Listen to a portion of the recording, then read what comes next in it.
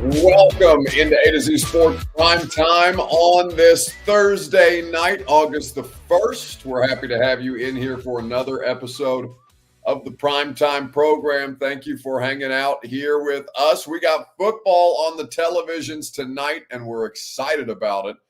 The Hall of Fame game is getting ready to kick off here in the next 20 to 25 minutes, we'll call it, between the Chicago Bears and the Houston Texans. Bears not playing their starters, Texans not playing their starters, but it is still NFL football in some form or fashion that we get to take in tonight. But of course, that's not the headline of this evening if you're a Titans fan. The headline, if you're a Titans fan, is what Paul Kaharski reported earlier today, which is that DeAndre Hopkins is expected to miss a time period between 4 to 6 weeks, having suffered a knee injury during practice, and that has been confirmed. So PK got it first, and we have since followed up and tried to find out some more information on the situation. But the initial diagnosis is suggesting a timeline between 4 and 6 weeks. Now, how hard and fast that is remains to be seen. It is it's never an ideal situation when you lose a player to injury at this time of year, right? Training camp, preseason on the horizon, and the starters expected to play in the preseason. Now, obviously, that's going to change for Hopkins, but if you had to have a player miss time, it would be at this particular time of year and in a situation where the Titans are not used to being. They actually have wide receiver depth that is worth examining further here. So we'll get into that throughout the course of this evening's show. We'll talk about that wide receiver room. We'll get to a weekend bounce back at the end, as is the custom. Appreciate you guys filing on in here tonight. I always appreciate when you share this show on Facebook, YouTube, Twitter, and on Twitch, wherever you get in on the action, wherever you are hanging out with us. If you're hanging out on Twitter, please retweet the show in the bottom right-hand corner of your screen. And if you're on Facebook Live, you can share now to public in the bottom left. YouTube, Twitch, like the video, subscribe to the channel if you haven't already. And with that, we'll go ahead and get this thing started. Welcome into A to Z Sports Prime Time from the Zen Sports Studios. I'm your host, Buck Rising. I'm proud, as always, to be presented to you by the wonderful folks at Zen Sports. You can bet on football, preseason football, you degenerates. You can bet on it in the Zen Sports app, where betting just got better. Download the app, plug in the promo code ATOZTN, and get in on all that glorious preseason football action. Two Rivers Ford, the South's most trusted Ford dealer, where they are also getting you great offers like on 2024 Ford Broncos. The official Ford Bronco dealer of Middle Tennessee is Two Rivers Ford, the South's most trusted Ford dealer. And of course, TrueMav Fitness in the Gulch. I'll be at TrueMav tomorrow morning for some personal training. Your first workout is free as a Middle Tennessee resident at TrueMavFitness.com. Okay, so that is the news. DeAndre Hopkins is injured and expected to miss some time. I'm seeing some panic in the comment section, like Amnesia on YouTube writing, injury bug already hitting the Titans yet again. How many more years can this happen? This is wild. Well, I mean, it's not an injury bug. It's one player. No other player has sustained an injury in practice to date. It'll happen, right? I mean, guys will get hurt in the preseason. Guys will get hurt in the regular season. This is not the injury bug. So I don't, one player missing time with a knee sprain is not the end of the world. Understandably, it's a very good football player in DeAndre Hopkins, and in this passing game, you want to be able to maximize all the different weapons that you have. And, it is of note because he's in his 30s. At this point, he's 32, and we'll see how this impacts him moving forward. But for the time being, let's just focus on what we know about the situation. So he had a wrap on his left leg during individual period early in the padded practice on Wednesday. I also had one of you guys reach out to me who attended the Nissan Stadium practice on Saturday, this past Saturday, pointing out that he also had that leg wrap on his leg at the Nissan Stadium practice. Now, do we know specifically that the knee wrap is correlated to the knee sprain? No, we don't know that specifically.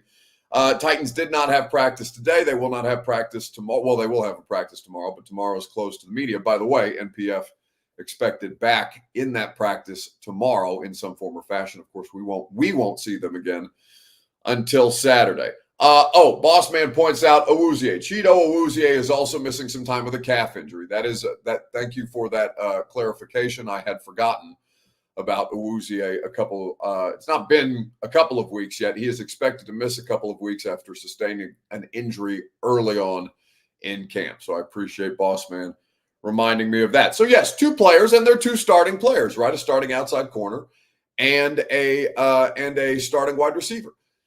Is DeAndre Hopkins' knee sprain related to Cheeto Awuzie's calf injury? No, not at this point. But I understand why Titans fans are going to have PTSD anytime any injury to any important player pops up. But this is what teams deal with every year, right? You are never going to finish the season with the roster that you started the season with, right? Football just doesn't allow for that. So we know that it happened in one of the practices here in the last couple of days. And now with Hopkins, who has 75 catches, 1,057 yards, and 7 touchdowns last season, they're going to need somebody to step up. The timeline, as I mentioned, is expected, or the initial diagnosis is expected to be between 4 and 6 weeks dealing with this knee sprain, which we either take him up to the regular season with the a little before the regular season, if we're talking about from today, right, when they will open up on September the 8th in more than a month from now at the Chicago Bears, or it could be into the regular season. We'll just have to find out the severity and how they approach it. Now, there's a couple of different things to note here, and I'll ask you this question on Facebook, YouTube, Twitter, and on Twitch if you would like to participate. What is your level of concern on a scale of 1 through 10 about the DeAndre Hopkins injury? It's your Two Rivers Ford take. As always, it's presented by Two Rivers Ford, the South's most trusted Ford dealer, where they also have great Ford vehicles on offer, like the Ford Bronco. It is the Middle Tennessee official Ford Bronco dealer, Two Rivers Ford. And in fact, I'm going to tell you guys more about the Ford Bronco because I was talking to our good friend Tammy Jacobs at Two Rivers Ford, and she has informed us that I will have the opportunity to test drive a Bronco and tell you guys about my experience. You can also set up an opportunity for you to test drive one of their great 2024 Ford Broncos. You have all manner of new and certified pre-owned vehicles, and all of their new non-specialty Fords are always sold below MSRP. Go to Two Rivers Ford in Mount Juliet or online at tworiversford.com for more information. Okay, so level of concern about DeAndre Hopkins' injury to date as we talk about the way that this is going to impact the Titans, D-Hop, and the passing game. For Scott, on a scale of 1 to 10, it's a 7. Matthew Maddox, a 6. Chris Frazier says not a number, but not worried. 6.5, 5.5, 3.5. I see all manner of ranges. Derek is at a 1 on his level of concern. So here's what I'll say. It's not good, right? To not have DeAndre Hopkins out there and available is not good. To have DeAndre Hopkins dealing with an injury is not good. Is it the end of the world? No. In fact, you are more prepared for this than you have been at any other point in the last, I'll say, 3 years. Because for the first time, I mean, certainly in my 8 years covering the Tennessee Titans, and I'm sure you could make the argument for the past 25 years of Titans era football, there has never been as deep a wide receiver core as the one that they have now. Now, is that saying a lot? No, because the Titans have a cursed wide receiver history, because I don't have to tell you guys. But for this particular instance, it is of note because of Traylon Burks and all the things that we talked about there, because of NWI, right? Now NWI becomes, again, more valuable, continuing to prove his worth year after year after year. So the level of concern that I have, we'll get into here in just a second. But first, let's hear from offensive coordinator Nick Holtz on Levis and the wide receivers. The one thing is they really all see the game. So like yesterday during special teams, I think after our first kind of mildly scripted, kind of light scripted, where there was a lot of variation and stuff out there, the amount of information they were able to give back to Will and to me and to Brian was like it was pretty impressive just that, hey, I saw the corner do this, I did this, hey, we see these things. And, we don't have all the plays in, and we didn't have all the plays up yesterday, but for those three, their level of experience and knowledge for Will and for all of us, I think it helps us in the long run. So that is Nick Holtz talking about the three veteran wide receivers, DeAndre Hopkins as well, included in that discussion. A to Z Sports Primetime is made possible by TrueMath Fitness in the Gulch. Go to TrueMathFitness.com for your first workout free as a Middle Tennessee resident. No workout ever recycled or repeated. Can't wait to get back in the gym tomorrow for Arm Farm Friday. TrueMath Fitness has you covered. Personal training, group fitness classes, or an awesome membership for you to work out as you please at TrueMathFitness.com. Okay, so level of concern on a scale of 1 to 10. Derek Wright, not concerned. He's at a 1. Corey Heath is at a 6. For me, I will say that I'm also at a 6. I like 6 as a number there because he is a starting outside wide receiver. And there is depth there. So I'm not, 5-alarm fire type of concerned. But I don't trust Treylon Burks yet until such time as I see evidence that Treylon Burks is worthy of trust in these moments. He will also have to stay available. NWI, I do have faith in. I guess I could have gone a 5 on a scale of 1 to 10. That feels, you either need to go 4 or 6 there, I feel like, to have any kind of actual opinion on the situation. I am generally concerned. I don't like to see it. Hopkins matters for this offense. He's still a very good player. And, the question that's always going to come up, whether it's fair or not fair, because to his credit, he played in all 17 games last year, and there's nothing to say that he can't play in all 17 games, or the vast majority of the games, again this year. But he is, again, in his 30s, as we've talked about. Didn't seem to impact him too much last year, and I know he fought through it to play all 17 games and to prove that he was capable of that. Motivation is a huge thing for these athletes, and it allows them to work through all manner of discomforts. But I think that, while a starter is out in a new passing game for a young quarterback who needs options he can trust, DeAndre Hopkins is eminently trustable by the quarterback and by the coaching staff. Treylon Burks, TBD, and Treylon Burks will be the primary backup to Ridley and to Hopkins. We'll see how this impacts things and what it looks like during the preseason. So let's then talk about the wide receiver room. Maybe it's Treylon Burks who you want to see step in or step up in this manner. Which wide receiver do you want to see step up while DeAndre Hopkins is out? We'll talk about it together on Facebook, YouTube, Twitter, and on Twitch. Here in just a second, we'll read some of your comments in the meantime. Gordy Jackson says, call me crazy. I think 16 is finally going to be what we needed him to be, talking about Treylon Burks. And it's entirely possible. This is a huge opportunity for him. Unfortunately, with injury does come opportunity, right? That's the way of the world in professional sports, especially as guys start to get up there in age. And Treylon Burks is still young and on a rookie contract, and it is a critical year for Treylon Burks. But for DeAndre Hopkins, as we've kind of talked about this before, Titans are going to have options as to what they want to do at the end of the year with the wide receiver room. They can draft another player. They should draft another player at some point in time. They can extend DeAndre Hopkins. They still have Treylon Burks who can fill a role if he proves worthy based on this year's work. I think that there is a lot of these different things that you have to hone in on, that you have to kind of be cognizant about with this wide receiver group, because they're not all the same kind of player, but there are some different skills that each of them bring to this situation. There are some redundancies, but they are pretty unique players, even though Jaquan Jackson and Kyle Phillips should be kind of the same thing, right? NWI is more a utility player than probably any of them, right? Even though that Calvin Ridley can play all three positions as a wide receiver in an offense. That DeAndre Hopkins has been able to play all three positions in this offense. And the versatility that you bring to the table is intriguing thing. Tyler Boyd, right? Not what you would call versatile, but a very, very high-level slot player.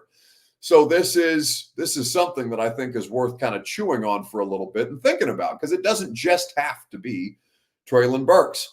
D-Hop could be to Burks what Bledsoe was to Brady. I think that's a little much. Ryan Knight says, "Oh my God, Ron Slay, it's Treylon Burks time." Truly, it is.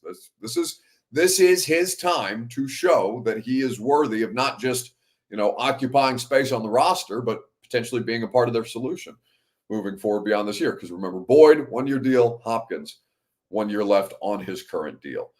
T. Higgins is on his way next year, Ching says. I personally, if I was a Titans fan, I would not want T. Higgins, and it's not got anything to do with T. Higgins, really. The idea of it makes sense. I understand why. Brian Callahan being here makes sense. I understand why. But if they are, I just saw Jason Hotailing, the former Titans offensive line coach. That's I guess he's on the Bears staff. I thought he was in Buffalo for some reason, but that was funny to see him just on the screen there, running out of the tunnel for the Hall of Fame game, like seeing a ghost from the past, right? But I think that there are a lot of different things about this that are worth paying attention to. And T. Higgins in particular, I understand the idea of it. It's not the best solution, though. The best solution is for them to draft a wide receiver that's not expensive. You've already paid at the top of the tier 2 wide receiver market this year for Calvin Ridley. And do I think Calvin Ridley's going to be worth it? Yeah. Now is a great example of why Calvin Ridley's worth it. But at some point, you have to find a more cost-effective way to manage your football team, because you only have, once this season starts, you only have 2 years left on Will Levis's rookie deal, right? A lot of decisions, a lot of critical financial decisions are going to have to be made in the next year and a half. So I think that when you talk about how to address the wide receiver position, the answer first should always be try and draft organically, try and grow the roster organically, try and maintain cost effectiveness moving forward as much as humanly possible. And paying T. Higgins north of, somewhere between 20 and 25 million, right, a year, and paying Calvin Ridley somewhere in the same area is not a sustainable business model, because then you'll have to start taking from other positions, right? Then L'Jarius Sneed contract becomes a talking point. Then Jeff Simmons contract becomes a talking point. Everything just becomes so much harder when you're trying to fill so many holes constantly with big money, the way that they absolutely had to do this year. It made sense. Next year, you should be in a better place. Somebody said, MB said that Chris Broussard was talking about me today on The Odd Couple. Oh God, I'm so happy that I'm not happy that DeAndre Hopkins got injured, of course. I am happy that there is other news so that I don't have to talk about this Jeff Simmons shit anymore. It's just, I can't imagine who's more over it, you guys, Jeff, or me. Anyway, but whatever. I haven't heard what Broussard said, but I'm sure it's along the same lines of everything else I've heard about the situation. I think that there's a lot of different ways to look at this. On a scale of 1 to 10, my concern level would be a 6. Now, for the wide receiver room that is there and that is available, who would you like to see step up the most? The most obvious answer, and I don't think there's anything wrong with picking the most obvious answer. The most obvious answer is to see Treylon Burks really come through in stride here.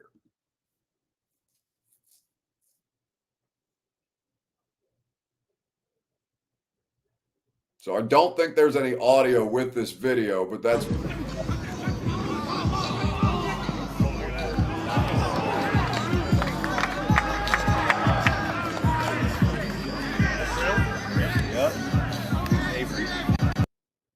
All right, so some audio with that video. That's Will Levis completing a deep pass, 2 different angles. Will Levis completing a deep pass down the sidelines to Treylon Burks at practice. Treylon makes a spectacular catch. Treylon's capable of doing that. You guys know we were talking about him last offseason before he had his knee injury. It's a really, really tough situation that he's having to work through. But for the purposes of Treylon Burks, again, massive opportunity. You would love to see him take advantage of it. We will see if he's able to do so.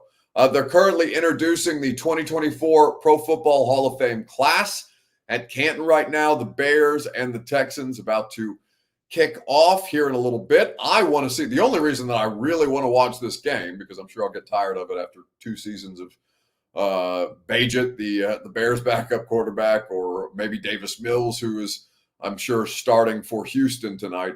I want to see the new kickoff, so I don't want to keep you guys from being able to watch that for yourselves. We'll get you over to this here in just a little bit.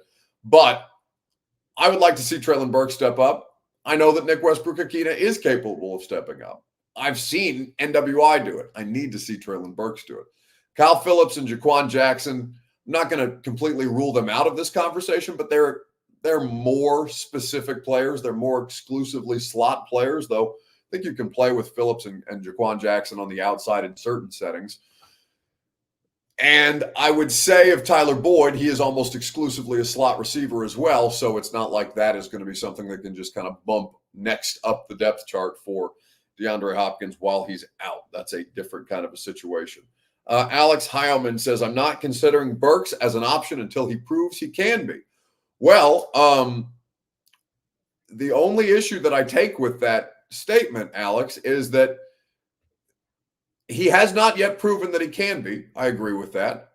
But you have no choice but to consider him as an option because DeAndre Hopkins just got hurt. There is no choice in Treylon Burks being an option. He is literally going to have to be the next option on the depth chart. Whether he succeeds or fails in that role is yet to be determined. But whether or not you consider him is irrelevant. He is going to be the player who is asked to pick up the slack here, and we'll find out whether he's capable of doing that or not under a new coaching staff. And again, the availability is the biggest question about Treylon Burks. To wrap things up with a weekend bounce back here on Facebook, YouTube, Twitter, and on Twitch in the comment section, let me know who you think needs to bounce back most in sports this week.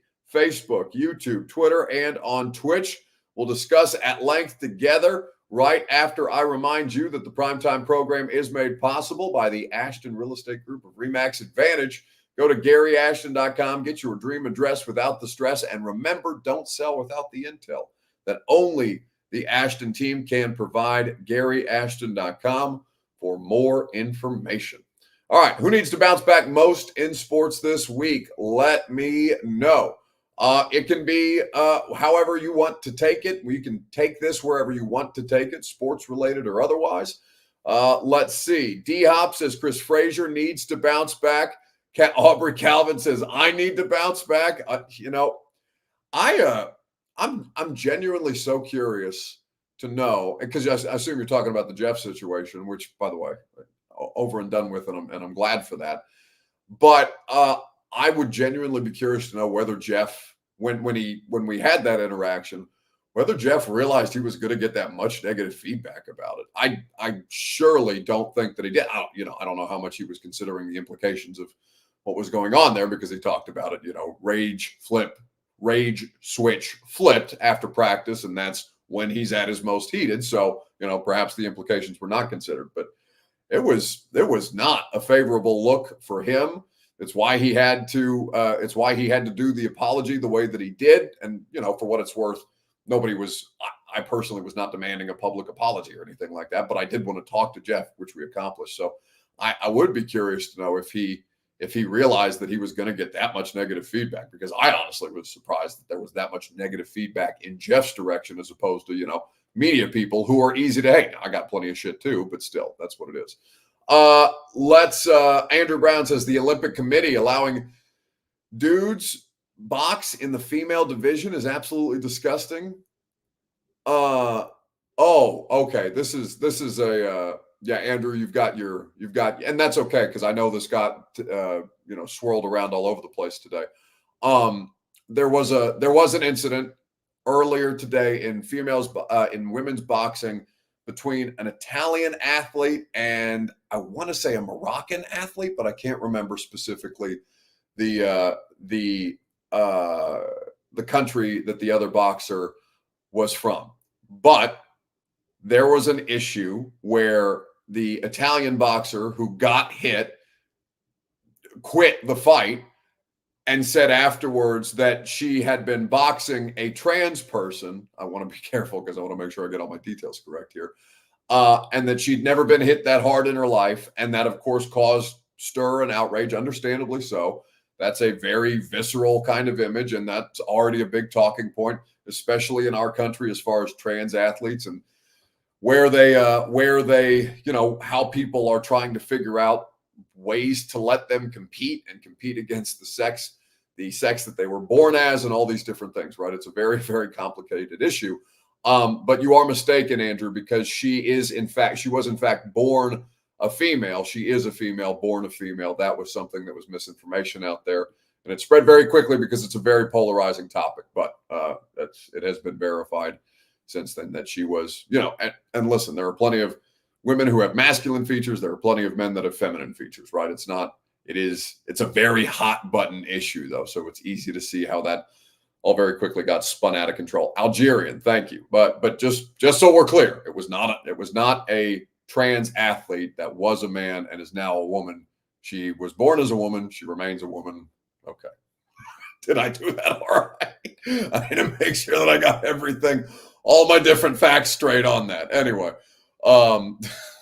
goodness, it's when you sign up to do certain jobs and stuff like that, there's just some topics that you never even think about having to talk about it at different points in your life or having an opinion about, right? And that's always one that still catches me off guard because, as somebody who doesn't have children myself, right? And there's a lot of parents who are advocating for, athletes competing against athletes of the same sex or the sex that they were born at, all these different things. And I understand keeping up that way for your children, and you want to have, if your son or daughter is a competitor in their respective sport and you feel like there's an unfair advantage that's inherently being given because all this stuff, it can get pretty complicated. But as somebody who doesn't have kids and has no interest in kids and all that kind of stuff, I'm just kind of like, whatever. And then immediately it flies across my face because it's huge news. It's a very big talking point, but it's one of those things that, when I was thinking about, I'll go down to Nashville. I'll be an NFL Titans reporter, but I was going to end up having to talk about trans boxers or potentially trans boxers or women who are being perceived as trans but are not trans, all these different things. I'm exhausted. Anyway, so let's move on. I think that there is plenty of options for bounce back, but the best option for a bounce back is football. Football is bounced back. Football is back in our lives. It's about to kick off, and I don't want to keep you guys from it any longer. So as this NFL preseason game, the Hall of Fame game between the Bears and the Texans gets ready to kick off, I will bid you good evening. I will tell you to join us tomorrow morning on 104.5 The Zone. We'll have Coach Dave McGinnis. We'll talk about the Hall of Fame game and this kickoff that's about to happen. I will talk to you guys tomorrow night. Have a great rest of your evening. Go home! Go home! Go home!